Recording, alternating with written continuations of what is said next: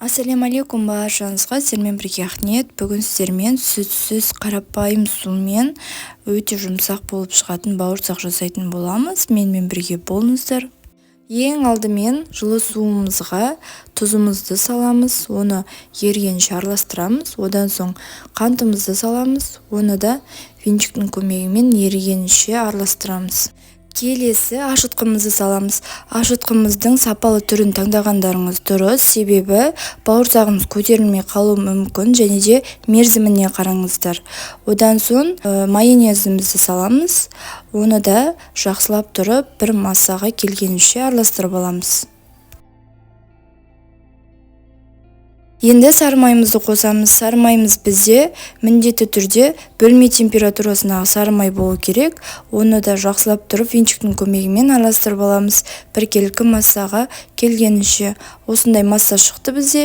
Келесі кезекте ұнымызды саламыз. Ұнымызды міндетті түрде илектен өткізіп алыңыздар. Сонда біздің бауырсағымыз көтеріліп әдемі болып шығады.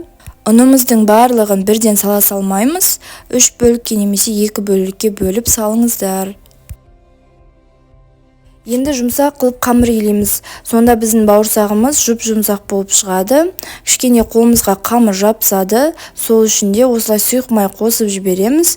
Одан соң тағы да қамыр илеп жібереміз. Сонда біздің бауырсағымыз өте жұмсақ болып шығады. Қамырымызды илеп болдық. Енді салафан қалташасымен бетін жабамыз, немесе пищевой пленкамен жапсаңыздар болады. Одан соң қамырымызды жарты сағат көлеміне, немесе 1 сағат көлеміне қалдырамыз.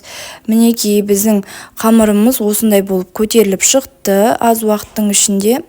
Енді оны 2 бөлікке бөліп аламыз қазір.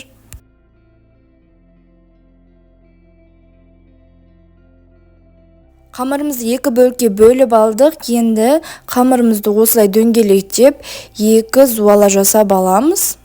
Қолданбайтын қамырымызды осылай ыдысымызға салып, бетін салафан қалташасымен жауып қоямыз.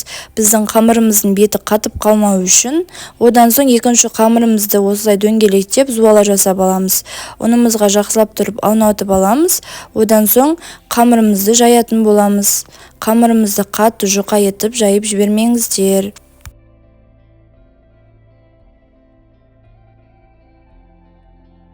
Мінекей біздің қамырымыздың қалыңдығы осындай болу керек. Енді қамырымызды осындай форманың көмегімен қамырларымызды дөңгелектеп кесіп аламыз. Егер де сіздерде бұндай форма болмаған жағдайда стаканның көмегіне жүгінсеңіздер болады. Менің каналыма тіркеліп, қоңыраушаны басып қойсаңыздар, мендегі шыққан видеоларды алғаш болып көретін боласыздар. Және де менің каналымда басқа да рецептер өте көп, сіздердің пайдаларыңызға тиеді деген үміттемін. Және де менің видеомды соңына дейін қарасаңыздар, лайк, комментарий жазып қолдау білдіріп кетіңіздер. Қамырларымызды дөңгелектеп кесіп алғаннан соң тақтайға осылай орналастырамыз. Сұйық майымызды керекті мөлшерде құйып алып, майымызды жақсылап тұрып қыздырамыз. Одан соң бауырсақтарымызды саламыз. Майымыз қызған уақытта ғана саламыз бауырсақтарымызды.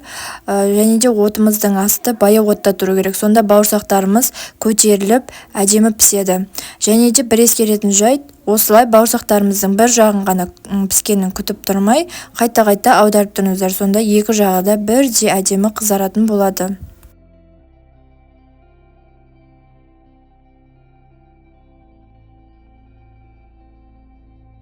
Мінекей біздің бауырсақтарымыз пісіп болды. Енді оны қағаз сүлгіге осындай алып аламыз.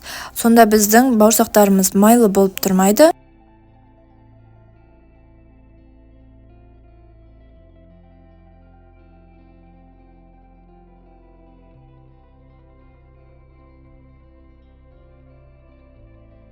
Мінекей біздің бауырсақтарымыз дайын болды.